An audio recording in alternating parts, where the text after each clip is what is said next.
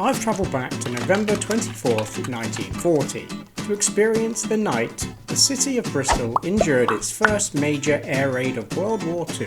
Over 200 people died, thousands of homes and buildings were reduced to rubble, and many had to spend hours tucked away underground in air raid shelters, just like this one.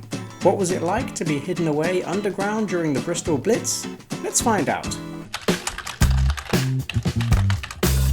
The St Nicholas Market and Air Raid Shelter and Walking Tour operates in Bristol on Thursdays, Fridays and Saturdays at various times during the day.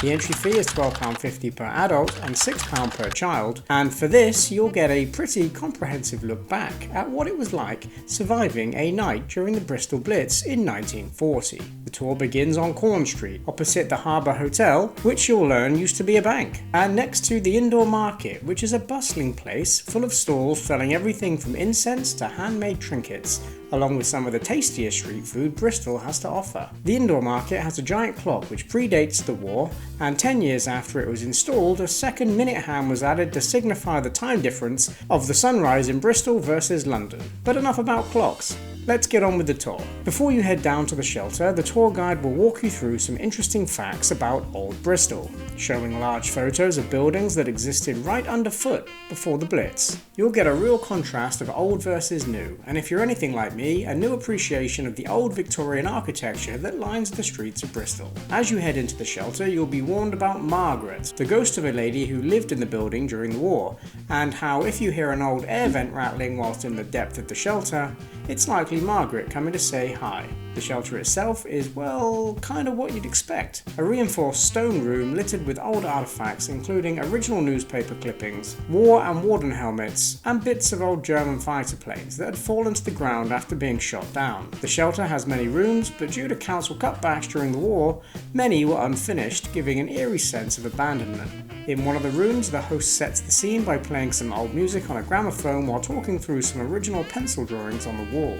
In one of the main rooms, the guide talks through a miniature reconstruction of the city and regales the tale of how all the rats were caught fleeing across a bridge to the south of the city. What made this especially spine-tingling was that those rats, dubbed the River of Rats, were seen fleeing before even a single plane was overhead. The tour lasts for around 1.5 hours, during which time you'll learn all about the Bristol Blitz, get a wonderfully narrated story about what it must have been like to have lived it, the kind of things you'd be doing if you were stuck in an air raid shelter for 12 hours, and the devastating impact the war left on the city of Bristol. In my opinion, at £12.50 this is a great value tour, and even after the tour has ended, you'll be left with other landmarks to explore in Bristol that were referenced during the experience. One thing to note is that this tour is predominantly on foot for the entire 1.5 hours, with the exception of a short sit-down talk in the main bunker where the host will showcase some of the historic items, clothing, and even medications such as Boots brand bleach ointment.